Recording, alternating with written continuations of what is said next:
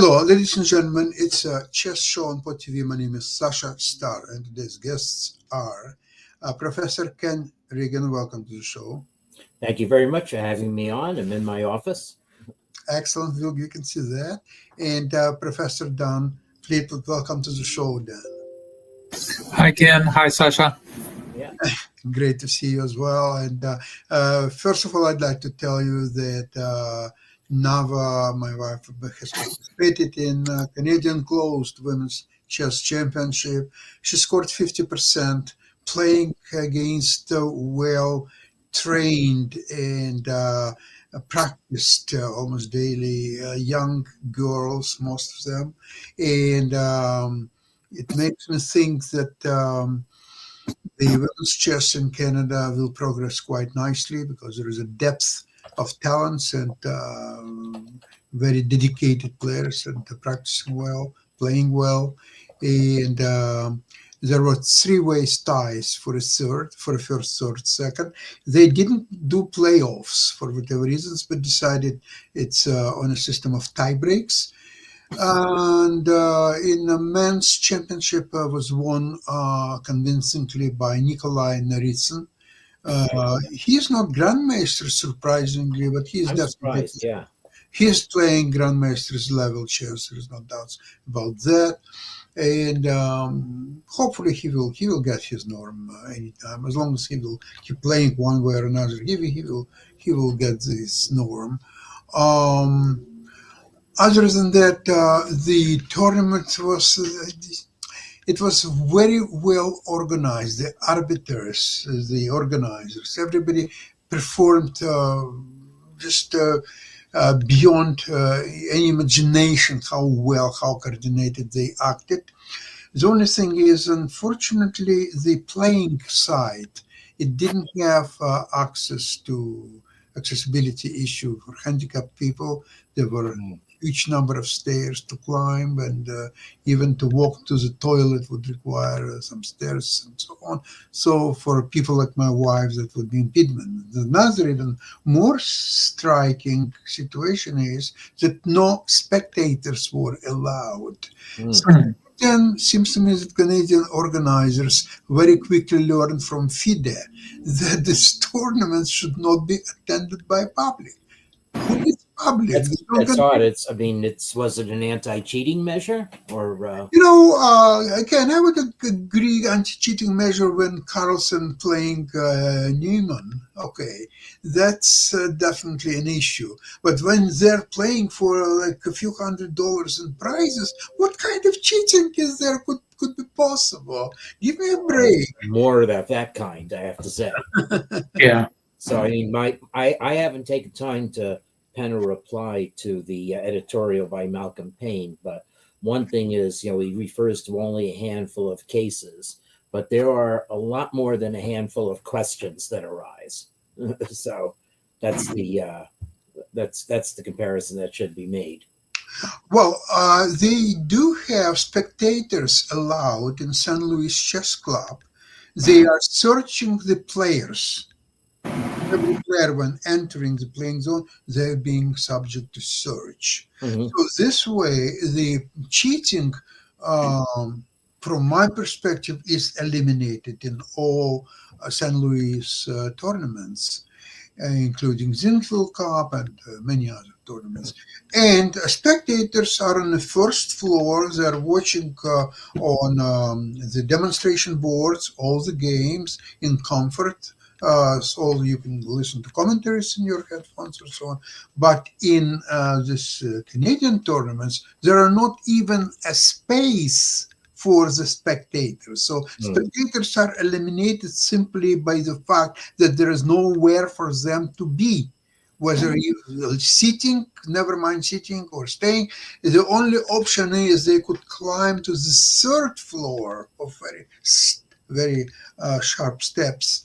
And there was internet translation. Now, not only that it was delayed 10 minutes, but it was also not working most of the times. Sometimes you get frozen position for an hour before anything would happen.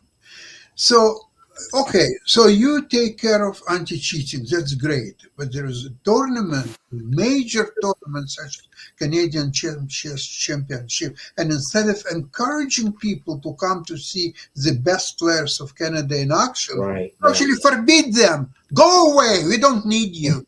I mean, Yeah, that shouldn't be right. Yeah. no, that's not right. They also didn't broadcast all the games, so I only have 4 of Nava's games from the. Yeah. Yeah, that's a pity. Yeah. Yeah, they don't broadcast, and that broadcast again had a lot of technical issues. Again, I don't hold it against the organizers because ideally, of course, the 9 rounds should be played 1 game per day, so people could have time to rest between the games. So, see, for example, in our case, let's say she finished first game at say 12 or say 1 o'clock. Next game starts at 4. There is 3 hours. The closest hotel is 30 minutes ride by the Right. subway. That surprised me. Yeah. So you cannot rest between the games. Even it's difficult to find a place where you can sit because it's not be prepared for spectators. So let's see, we would we would have a lunch and then we would come and sit in a car. So that's how you relax between games, by sitting in the car. Please, this is Yeah. another venue should be hotel, because then accessibility issue is being solved. It's you can have rest if you're staying in that hotel. You can rest between the games, and you have also eating facilities on site and so on. So if you are playing in such major tournament once a year, so you'll spend few $100 for the hotel. If you choose, maybe some other people will stay with friends or find some other accommodation. But then at least it should be available for those who can appreciate it and afford it. That should be available, not 30 minutes ride by subway. Okay, that's my comments, and you can take them with a grain of salt. But there are so many things happening in the chess world. Ken, I don't know even where to start. Well, I have 2 things in particular. The second one, I'll wish Dan to take the lead, as it's the 2 Nights Defense correspondent's famous line. So, Oh, goody. yeah. So I'm going to say this, but first, the big impression was Magnus Carlsen coming the closest to Bobby Fischer perfect score performance in the freestyle wing of the Grenke Classic. Oh, yeah. He went 9 for 9. So even winning in the last round when he had clinched the tournament. And his 7th round game against Parham Magsulu was a very particular flight of fancy. So I'm going to try sharing just that tab. So let me know when the board appears. So the important thing about the Grenke Classic is that it was played at a normal time control, or 90 minutes to start the game, and plus increments. No, I don't think no lump sum, but the players did run short of time, and that happens in this game as well. So Carlsen is white, and we're going to see sort of one of the most amusing castling moves on move 4. The king is between the rooks. Anyway, so c3, letting out white's bishop, seems to make sense. Black plays a more expected e5, and now f4. Not the Fromm gambit or anything like that. It's just letting out white's other bishop and the queen. It's a very well supported move, and interestingly, already the engine thinks that white has a 6/10 of a pawn advantage. Wow. So what is black's better move? Yeah, if we go back, F5 or c6, or yeah, for the move same knight. reasons that f4 is good. Okay. Yeah, and so this maybe is just pawn is unsupported, and maybe it's allowing white to gain space too quickly. So anyway, well, normal thing to do is take a center pawn, then knight d3. The engine wanted white to recapture with the queen, but there's nothing wrong with this, and it is actually preparing castling. So c6, and Carlsen castled. Let's see that again in slow motion. So the king's between the rooks, and the point of the Fisher castling rule is the pieces always end on the square they're supposed to end on. That's how it seems wrong to have that knight on A1 and the bishop on B1 when you castle, but whatever. Yeah, that's true. So anyway, there we go. Queenside castling. And now, oddly enough, so black is equalized here according to the engine with a central developing move like knight d6, but it said d5. So what could be wrong with a move occupying the center, supported by a rook? So anyway, knight b3, the knight comes out of the corner. And already the engine sees white more than a pawn ahead. And it's a bit of a mystery as to why. Because he's ahead in development. By I guess so. Well, I don't know. Black's catching up.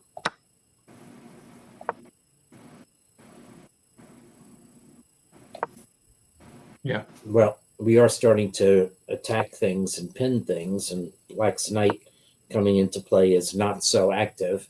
But the interesting is Black's going to get attacked very soon in this game. So g6, that must be, well, we had to do something about knight f5. Yeah, g6 is against knight f5. Now knight e5, and Black can't really stop the move that White's going to play next. So suddenly White's 4 pieces are harmoniously attacking Black's position. Plus White's rook can come to e1, and then e4 will be a play. So now you're definitely right. White is way ahead in development. So Black tries to beat off the attackers, but here they come. Knight takes c6, b takes c6, and Black's f6 is now weak as well. So White can take it. Why? Yeah, so White, taking it is not a bad move. I mean, you win the rook in the corner for the knight, but it probably just relieves all the pressure on Black. So knight takes b8, sensibly taking the bishop is the best move. Maybe Carlsen didn't want to calculate queen takes c5 here, which is the only move to stay in the game. I don't know. After knight a6, it's like, what does White gain? I mean, queen f6 now. Yeah, but I mean, the position is so messy that, and they have consumed a lot of time to get to this position. Right, that's what I meant to point out. Black is already down to 23 minutes. So there's wait a minute. How did we get it? Oh, there we go. There's a lot going on here. So Carlsen gave. Yeah, normally here you would say something like Potzer sees check, but you don't say that about Carlsen. Yeah, Potzer sees a check. Yeah, and now Black would have been better off playing the knight to e4 again to whittle off some of the attackers, but king d7, which is not Fisher castling, and White's idea, of course, was to support the bishop on c5 so that he could take Black's rook. So now we have 2 knights for a rook. But Black is still undeveloped, and White takes advantage of that to expand on the queen side. White has been maintaining a pawn advantage for a while, but Black is now down to 12 minutes. So now Black begins a very creative counterplay on the queen side, even while letting all of the king side just get taken. Wouldn't queen d4 better than queen f2? Let's see, queen d4. Yeah. No, I think queen d4. Let's see. Queen d4. Actually, you're forgetting bishop e5. I see. Yeah. Okay. So my mistake. Yeah. Black has some minor piece activity here. So here we come, Cowabunga, so White. Yes, this move looks good, but it actually hands the advantage to Black if Black would simply play knight takes c5. I don't know what Carlsen missed here. Probably just misevaluated the position. So, I mean, Black is in trouble unless Black plays queen b6, but there's nothing wrong with queen b6. Black is holding all the squares together. So, anyway, okay, but Magsulu did not find that.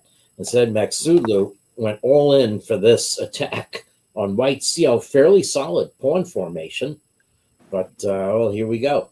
Now, I mean, you can't play e3. Okay, this may have been, I mean, e3, I mean, the bishop on f5 is hanging, and then these weak squares are going to get you now. So, however, strangely enough, white can play g3, and it's the only move to keep the advantage. And the point is that maybe keeping control of d3 means you're not going to get checkmated in this position. So it's all extremely messy, and black only has 6 minutes left. But otherwise, except for g3, which is a weird looking move, black's attack should be succeeding here. So now white played queen d4, the move you're interested in. And bishop e5 doesn't work because d5 is hanging. Okay. However, black should just ignore d5 hanging and get rid of white's bishop and retreat the knight to cover check. Instead, black creatively played king c6, which guards d5 on pain of allowing the bishop on e6 just to get taken. Okay, so here we go. Knight c5, of course. Now we take that bishop.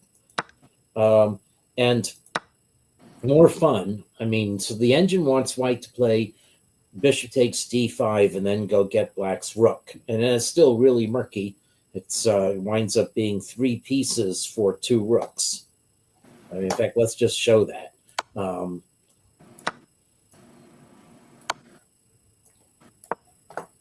Queen takes h8 an hour later.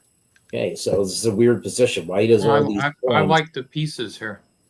Yeah, especially after queen takes a2. The pieces are filtering in, but actually white can sack and exchange. So now it's just 2 knights against the rook, and maybe that's not so impressive.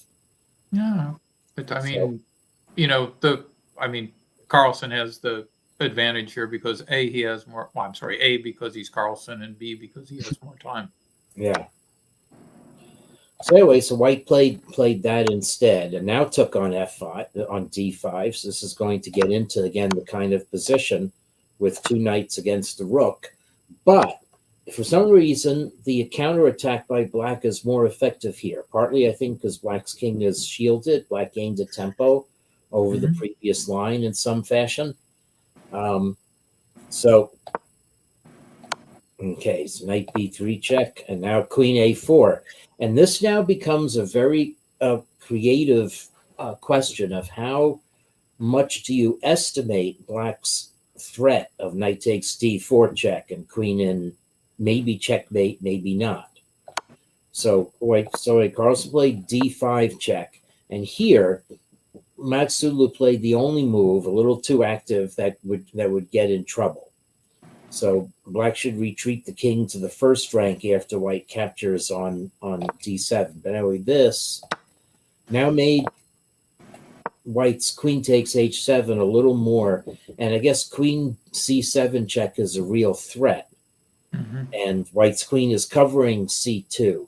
So with only a minute left, Matsulu just misunderestimated and had to spend another tempo with the king. And then queen g6, a nice accurate move. So black has no real, if black gives check, white's king can just get away to d2 and e1. So black now had to cover the threat with the king, and this Carlsen just calmly advanced the pawn. Knight d4 check.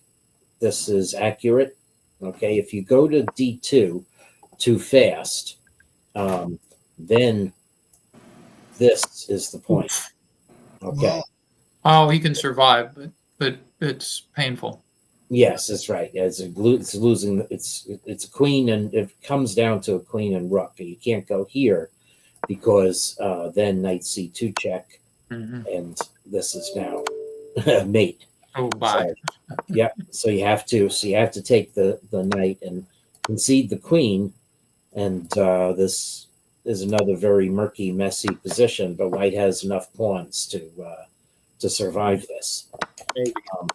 But white plays the very accurate king c1 because Carlsen is Carlsen, and now the this is so right here. Magsulu lost on time, but the point is that if knight b3 check, then here, and then here, the best black can do, is have concede the loss of a tempo.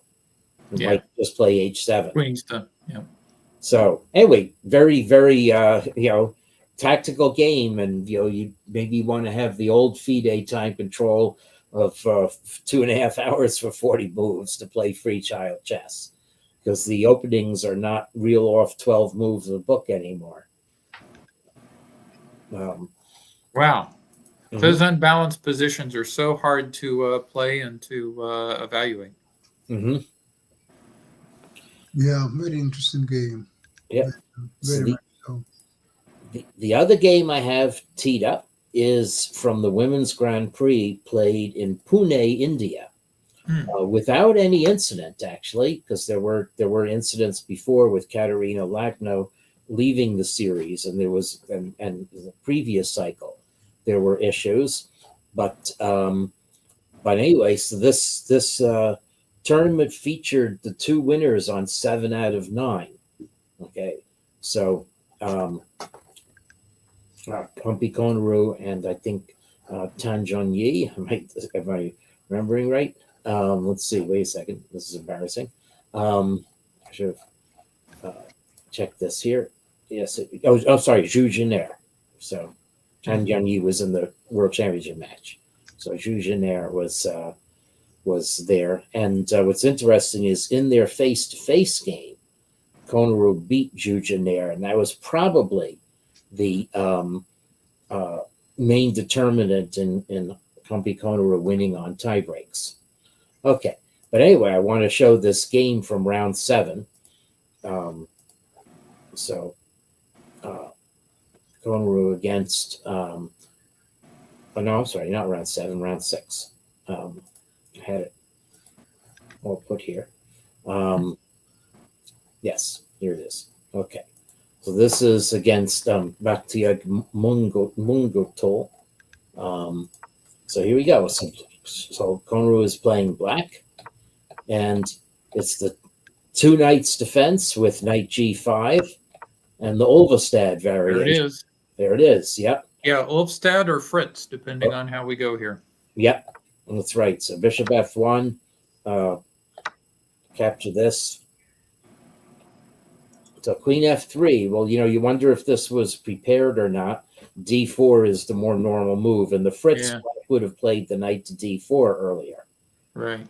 So, so queen f3, but now we have to queen d7. Black has it together, and defending f7, defending. This is not great for white. Yeah. So castles, and now h6, putting the question to the knight. And now, okay, non-freestyle castling queenside. But this is castling in order to attack, and it is white who is behind in development.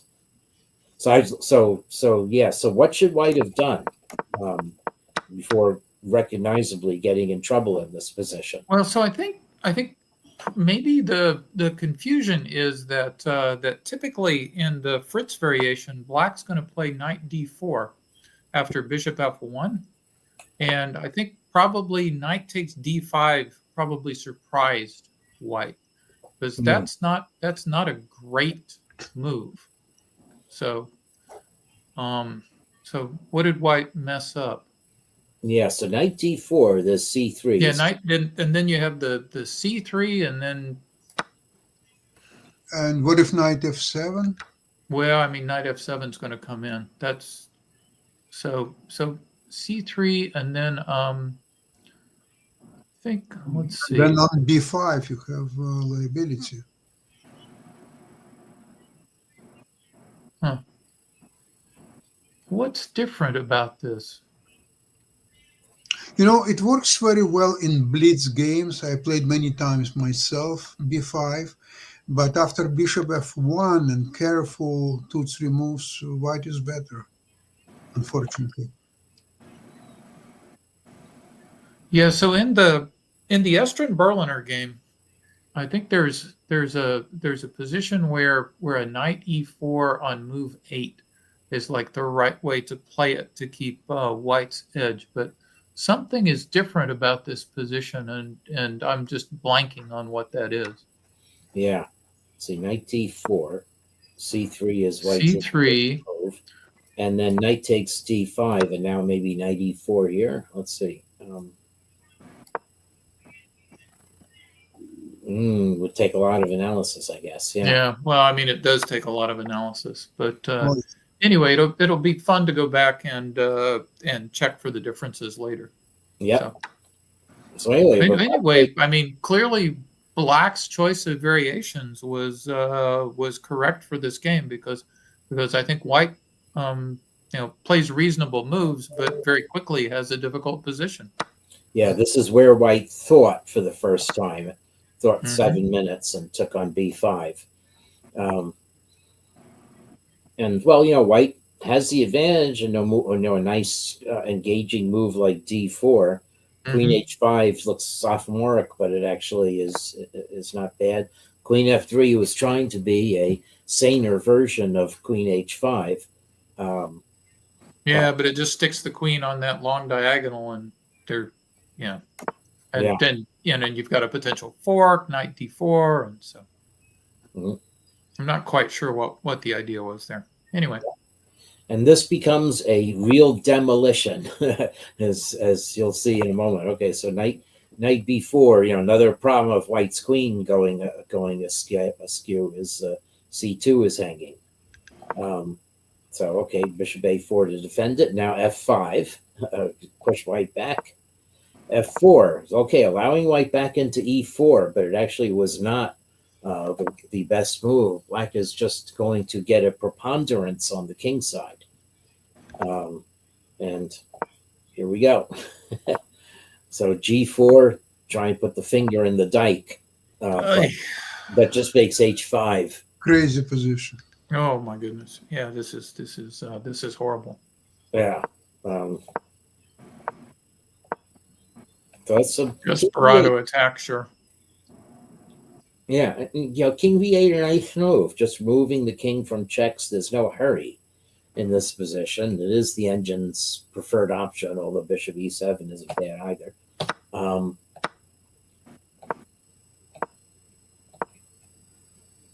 And now, no need to defend any pieces here. We're just going to come in and blow things up. So if White captures on d5, then Bang. we just gang up on the h2 square. So White played f3, trying to bring the rook to f2 maybe to defend. But here we go. We can now 2 rooks for the queen. We'll enter. You weakened g3. That's one thing that we might use. And g5. Wow, this looks like a dream King's Indian position. Yep. So what can White do? White can't move the knight to a normal square because of checkmate on g2, essentially. So White tries to cover up, but in comes the cavalry, and Black has 2 bishops still lurking. And White gave up. A demolition job. Mm-hmm. Yeah, wow, very, very interesting, very instructive games. Mm-hmm. And I'd like to thank both of you for this program today, and I will have much more to look at next week. Yep. And in the meantime, have a great weekend. Okay, all best. Yeah. All right. Look forward Best to you both. Spasibo. Yeah, thank you. Bye-bye. Bye-bye. Everybody.